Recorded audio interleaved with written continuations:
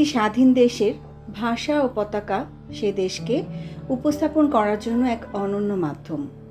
বাংলাদেশও তার ব্যতিক্রম নয়। এদেশের ভাষা ও পতাকা নিয়ে সর্বপ্রথম গান রচনা করেন যিনি, তিনি হলেন অধ্যাপক আনিসুল হক চৌধুরী।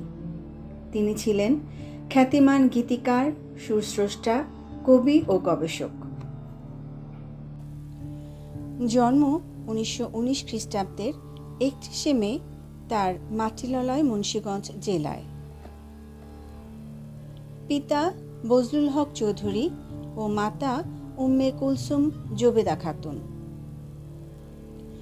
1946 সালে ঢাকা বিশ্ববিদ্যালয় থেকে বাংলায় অনার্স সহ স্নাতক ও 1947 সালে স্নাতকোত্তর পাশ করেন। বিশ্ববিদ্যালয়ে তিনি শিক্ষক হিসেবে পেয়েছিলেন জ্ঞানতাপস ডক্টর মোহাম্মদ শহীদুল্লাহকে।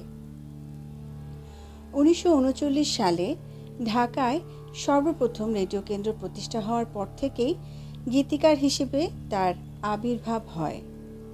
দেশভাগের পর তিনি রেডিওর একজন সফল গীতিকার হিসেবে প্রতিষ্ঠা লাভ করেন।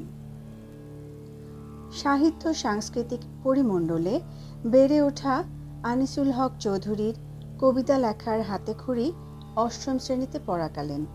তার উল্লেখযোগ্য গ্রন্থসমূহগুলোর মধ্যে নিশি ভোরের ফুল, রূপালী নদীর গান, গানে ভরে মন ও বাংলার মূল অন্যতম। কোন ধরনের গানের কবিতা লেখেননি তিনি? গণসঙ্গীত, ভাষা আন্দোলনের গান, স্বাধীনতার গান, বিভিন্ন বিষয় ও উপলক্ষ নিয়ে লেখা গান অকাতরে দিয়ে চলেছেন তিনি। আর লোকসঙ্গীতের এমন কোনো ধারা নেই যা তাঁর কলম থেকে নিঃসৃত হয়নি। মুর্শিদি, মারফতি, বাউল, ভাটিয়ালি, ভাওয়াইয়া, সারি গান সবই একাধারে লিখে গেছেন তিনি। বেতার, টেলিভিশন সহ সকল মাধ্যমে তিনি আদৃত, সমাদৃত। আমার বাবা কাজী মোতাহার হোসেন ঢাকা বিশ্ববিদ্যালয়ের ফজলুল হক হলের হাউস টিউটর ছিলেন। আর সেই সময়ে হলে থাকতেন আনিসুল হক চৌধুরী সাহেব। শুনেছিলাম উনি কবিতা লেখেন। আমার আবার বেজায় গানের ঝোঁক ছিল, তো রেডিওর সঙ্গে কোনো গান বাজছে, আমি তার সাথে চিৎকার করে গাইছি। তো আমার এই দশা দেখে আব্বা একদিন আনিসুল হক চৌধুরীকে বললেন ডেকে যে ওর জন্যে কোনো ছাত্র একটা গানের শিক্ষক দিয়ে দিন, তৈরি মানে তার কাছে ওকে বসিয়ে দিন। আনিসুল হক চৌধুরী সাহেব তখন নারায়ণগঞ্জের এক ভদ্রলোক নিত্য গোপাল সাহা, তিনি ঢাকা ইউনিভার্সিটিতে বিএ পড়ছিলেন তখন, তাকে নিয়ে এলেন। আমি তার কাছে গান শিখতাম। তো একবার নারায়ণগঞ্জে একটা অনুষ্ঠানে আমাকে গান গাইতে বলা হলো। তো আমার যদ্দূর মনে পড়ে, যাবার পথে চাষারাতে সম্ভবত আনিসুল হক চৌধুরী সাহেবের বাড়ি ছিল, দেশের বাড়ি। সেখানে উনি আমাকে প্রথমে নিয়ে গেলেন এবং আশ্চর্য এমন সব খাবার দাবার জোগাড় করে ফেলেছেন, আমি তো অবাক হয়ে গেছি। আসলে আমার বাবাকে উনি বড্ড শ্রদ্ধা করতেন এবং সেই জন্যে বাবার মেয়েকে সেই রকম আদরে বাড়িতে নিয়ে গিয়েছিলেন। তারপর সেখান থেকে গেলাম নারায়ণগঞ্জে একটা অনুষ্ঠানে। তখনকার নারায়ণগঞ্জের কথা এখন আমার কিচ্ছুই মনে নেই। তো তখন আমি কিন্তু তখন মাত্র ইন্টারমিডিয়েট ক্লাসের ছাত্রী। তো আমাকে একটা গান শিখিয়েছিলেন নিত্যগোপাল সাহা। সেটা হলো, শিউলি ঝরিয়া যায় আজিয়ে নিরজনে, মিলায় সুরভি তার মৃদু মধু সমীরণে। এই গানটা আমাকে গাইতে বলেছিলেন ওখানে। তো এই গানটা তাঁরই লেখা ছিল, আমার জানতাম আনিসুল হক চৌধুরী সাহেবের। তা আমি গানটা গাইলাম। নিতান্ত অল্প বয়স, কচি গলা তখনও। তো গানটা গেয়েছিলাম এবং ভীষণ খুশি হয়েছিলেন সবাই, সেই কথা মনে পড়ে। আমি তো এমনিতে তাকে অন্যভাবে জানতাম না, কবি হিসেবে শুনেছিলাম নাম। আর আমার বাবার কাছে উনি আসতেন, আর বাবাও তাকে স্নেহ করতেন, উনিও তাকে শ্রদ্ধা করতেন। এইটুকুই আমার যা মনে পড়ছে। ১৩ নং ফেকু ওস্তাগার লেন চলচ্চিত্রের জন্য কণ্ঠশিল্পী ফেরদৌসী রহমান গেয়েছিলেন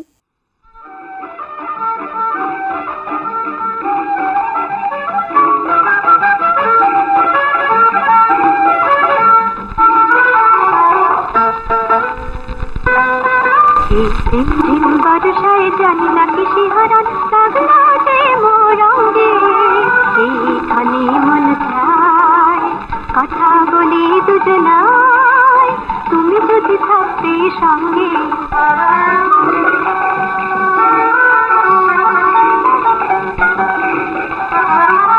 ১৯৮৬ সালের এক আলোচনায় অধ্যাপক আনিসুল হক চৌধুরী সম্পর্কে অধ্যাপক কাজী দীন মোহাম্মদ বলেন, তার গান নিয়ে সেই পুরনো দিনের কিছু কথা বলতেন। তিনি যেসব গান লিখেছেন তার মধ্যে শুধু ঘুম পাড়ানি গান কাজী নয়, মধুর বাড়ি মধুপুর, ছলছল কলকল বুড়িগঙ্গা বয়ে যায়, বাইরে ও ভাই, বাংলাদেশে বাঙালি আর নাই রে, এসবের গান বিখ্যাত হয়ে আছে। তার অনেক গান গ্রামের রেকর্ড হয়েছে, ডিস্ক হয়েছে এবং তিনি চলচ্চিত্রের জন্য অনেক গান রচনা করেছেন। তিনি কিছু গবেষণা কাজও করেছেন এবং তার মিশিবরের ফুলে ভূমিকায় তিনি একটি বৃহৎ প্রবন্ধ লিখেছেন। সাহিত্যিক আবু ইসহাকের সঙ্গে তার পরিচয় ছিল এবং আবু ইসহাক সূর্যদিগর বাণী এই আনিসুল হক চৌধুরীর অনুপ্রেরণায় রচনা করেন এবং তার পরবর্তী রচনা হারেন এই আনিসুল হক চৌধুরীকে তিনি উৎসর্গ করেন। সুতরাং এই দিক থেকে আনিসুল হক চৌধুরী সাহেব আমাদের কবি এবং গীতিকার হিসাবে অনেক প্রশংসা পাওয়া যেত। ১৯৪৭ সালে দেশ বিভাগের পর বাংলা গানে প্রতিবাদী চেতনা নিয়ে আবির্ভূত হন আনিসুল হক চৌধুরী।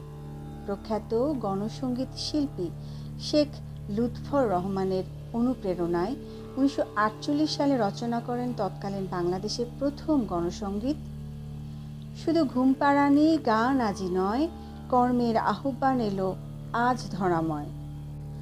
গানটির কথা ও সুরে আকৃষ্ট হয়ে প্রখ্যাত সঙ্গীত শিল্পী আব্বাস উদ্দিন আহমেদও গানটি গেয়েছেন। ১৯৪৮ সালের ২১শে মার্চ ঢাকার রেসকোর্স ময়দানে এক জনসভায় দেওয়া ভাষণে কায়েদে আজম মোহাম্মদ আলী জিন্নাহ ঘোষণা করেন, উর্দু, একমাত্র উর্দুই হবে পাকিস্তানের রাষ্ট্রভাষা। গণসঙ্গীত শিল্পী শেখ লুৎফর রহমানের আহ্বানে এ নিয়ে প্রতিবাদী ও মহান ভাষা আন্দোলনের প্রথম গান রচনা করেন ওরে ভাই রে ভাই। ওরে ভাই রে ভাই, বাংলাদেশে বাঙালি আর নাই। ওরে ভাই রে ভাই, বাংলাদেশে বাঙালি আর নাই। যারা তীর করে এই পথে ঘাটে বাঙাল যাদের বলো, যারা পথে ঘাটে বাঙাল যাদের বলো, এদের স্বদেশে নিজেদের দশা করে চলো মলো। ওরে ভাই রে ভাই, বাংলাদেশে বাঙালি আর নাই। ওরে ভাই রে ভাই, বাংলাদেশে বাঙালি আর নাই। বিশিষ্ট সঙ্গীত পরিচালক সত্য সাহার অনুরোধে ১৩ নং ফেকু ওস্তাদাকার লেন চলচ্চিত্রের জন্য তিনি গান রচনা করেন। পুলিশ বিভাগ সহ অন্যান্য চাকরিতে যোগদানের সুযোগ পেলেও আনিসুল হক চৌধুরী শিক্ষকতার পেশা গ্রহণ করে সারা জীবন সংস্কৃতি, সাহিত্য ও সঙ্গীতের ভুবনে সত্য ও সুন্দরের দুর্লভ পরশপাথর খুঁজেছেন। শিক্ষকতা করেছেন রাজশাহীর আদিনা ফজলুল হক কলেজে, পটুয়াখালীর পটুয়াখালী কলেজে, ময়মনসিংহের নান্দাইল কলেজে, ইছাপুরের ইছাপুর কলেজে, মুন্সিগঞ্জ এবং মাদারীপুরের রাজৈর কলেজে, দীর্ঘদিন বিভিন্ন কলেজে অধ্যাপনা করে 1978 সালে অবসর গ্রহণ করেন। তার রচিত কিছু গান নিয়ে 1993 সালের ফেব্রুয়ারি মাসে দুটি গানের বই রূপালী নদীর গান ও গানে ভরে মন প্রকাশিত হয়। রূপালী নদীর গান পল্লী সঙ্গীতের এবং গানে ভরে মন আধুনিক সঙ্গীতের বই। 1993 সালের এক অনুষ্ঠানে অধ্যাপক A.H. শামসুদ্দিন বলেন, আনিসুল হক চৌধুরী পরিচয় আমরা ইতিমধ্যে পেয়েছি, আপনারা সবাই পেয়েছেন। তিনি বাংলাদেশের একজন অত্যন্ত খ্যাতিমান কবি এবং গীতিকার, এবং ইতিহাসের দিক থেকে আজকের যে রেডিও বাংলাদেশ, তার যে পূর্বসূরি ঢাকা রেডিও, তিনি প্রবীণতম গীতিকার। আর ব্যক্তিগতভাবে আমি বলবো যে তিনি আমার সারা জীবনের বন্ধু। যৌবনের প্রথম লগ্নে তার সঙ্গে বন্ধুত্ব হয়েছিল, যদিও বয়সের ব্যবধান ছিল প্রায় বছর 10, কিন্তু সেটা আমাদের দ্রুত ঘনিষ্ঠ হয়ে উঠতে কোনো বাধা হয়ে দাঁড়ায়নি। এমনি ছিল তার ব্যক্তিত্ব, এবং তখন থেকেই দেখেছি যে তিনি আগাগোড়া একজন কবি। তার সমগ্র জীবন, ধ্যান, জ্ঞান, মন, প্রাণ সবকিছু জুড়েই ছিল কবিতা এবং সঙ্গীত। আমার মনে হয় সহস্রাধিক গান তিনি রচনা করেছেন, অনেক গীতি কবিতাও তিনি রচনা করেছেন, এবং তিনি মূলত প্রধানত একজন গীতিকবি। ছন্দ ভাষার বিষয়ে তিনি অত্যন্ত পারদর্শী, এবং এই জন্য তার কবিতা আজকের দিনেও হারিয়ে যায়নি, এবং সেগুলো পড়তে বসলে বাংলা কবিতার যে ঐতিহ্য রয়ে গেছে, সে ঐতিহ্যের সঙ্গেই তার কবিতা যুগযুক্ত, এটা অবশ্যই যে কোনো পাঠকের মনে হবে।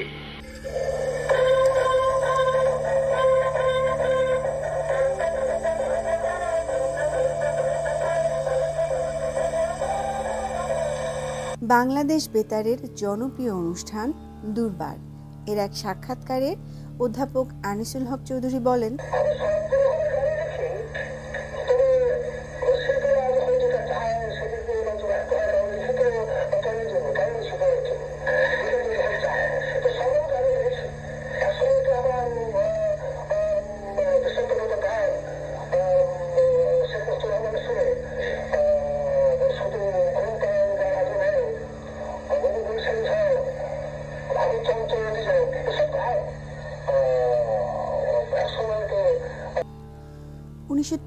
সালের আরেক অনুষ্ঠানে তৎকালীন প্রধান বিচারপতি মোস্তফা কামাল অধ্যাপক আনিসুল হক সম্পর্কে বলেন, আপনারা আনিসুল হক চৌধুরীকে এই দুটো গানের বইয়ে আবার নতুন করে দেখবেন। মাঝে মাঝেই যে কোনো লেখক বা যে কোনো শিল্পীকে নতুন চোখে দেখার দরকার হয়, কারণ যুগ পাল্টায়, দেখার চোখটাও পাল্টে যায়। এই চোখ পাল্টানোর যুগে আনিসুল হক চৌধুরী আপনাদের চোখে কিভাবে আসবে, এটা আমি আপনাদের উপরে ছেড়ে দিলাম। আমি একটু ব্যক্তিগত স্মৃতিচারণ করতে চাই। জনাব আনিসুল হক চৌধুরী আমাদের বাড়িতে প্রথম আসেন ঢাকাতেই 1948-এ। তখন গান গাইতেন, গান নিয়ে নাড়াচাড়া এখনো করেন মফিজুল ইসলাম নামে এক ভদ্রলোকের সঙ্গে। তিনি তখন বয়সে খুব নবীন ছিলেন, আর আমরা ছিলাম একেবারে কিশোর। এবং আমার আব্বা, মরহুম আব্বাস উদ্দিন আহমেদ, তখন তার শিল্পী জীবনের প্রায় শেষ প্রান্তে। আনিসুল হক চৌধুরীর সঙ্গে বয়সের অনেক ব্যবধান ছিল, কিন্তু এই আত্মভোলা মানুষটি যখন বাড়িতে আসতেন, গল্পের ঝুড়ি খুলে দিতেন, প্রচুর কবিতা নিজের স্মৃতি থেকে অনর্গল আবৃত্তি করে যেতেন, নানান আলোচনায় আমাদের ড্রয়িং রুমটাকে ভরিয়ে তুলতেন। আমি দেখতাম আমার আব্বা সমস্ত কাজ ভুলে ঘন্টার পর ঘন্টা তার চেয়ে অনেক কম বয়সের এই তরুণ গীতিকারের সঙ্গে অবহেলায় কাটিয়ে দিচ্ছেন। 1993 সালে কবি আনিসুল হক চৌধুরী সম্পর্কে জাতীয় অধ্যাপক রফিকুল ইসলাম বলেন, আনিসুল হক চৌধুরী সম্পর্কে আজকে তার গান সম্পর্কে কথা হয়েছে, তার কবিতা সম্পর্কে কথা হয়েছে, তার ব্যক্তি জীবন সম্পর্কে কথা হয়েছে। আমি একটু অন্য দিক থেকে আনিসুল হক চৌধুরীকে উপস্থাপন করব। আমি 1947 সালে চলে যেতে চাই। দেশ বিভাগ হয়ে গেল। আমরা যারা দেশ বিভাগের আগে থেকে ঢাকায় ছিলাম এবং সেই যুগেও যে দুই একটি মুসলমান পরিবারে গান বাজনা হতো, আমাদের পরিবার তাদের মধ্যে একটি ছিল। আমরা চোখের সামনে একটা জিনিস দেখলাম যে ঢাকা বেতারের সেই নাজিমুদ্দিন রোডের স্টুডিও থেকে যে বেতার পরিচালিত হতো, অধিকাংশ শিল্পী, অমুসলমান শিল্পী দেশ ত্যাগ করে চলে গেলেন। শিল্পী, সুরকার, গীতিকার, বাদ্যযন্ত্রী সব চলে গেলেন। তখন আমরা ভাবলাম যে তাহলে বোধহয় এই ঢাকা রেডিও বোধহয় বন্ধ হয়ে যাবে। কি করে চলবে ঢাকা রেডিও? সব তো চলে যাচ্ছে। 10 কিলোওয়াট, ঢাকার বাইরে শোনা যায় না, তারপরে শিল্পী নেই। ঠিক এই সময় যাদের প্রচেষ্টায় তখন রেডিওতে গান লেখা হতো, এদিককার লোক, ঢাকার লোক, এবং সুন্দর গান লিখছেন, তার গান সুর করা হচ্ছে, গান পরিবেশিত হচ্ছে, তেমন মুষ্টিমেয় যে দু একজন ছিলেন, তার মধ্যে আমি মুষ্টিমেয় বলবো কেন, আমার মনে হয় একক ছিলেন আনিসুল হক চৌধুরী।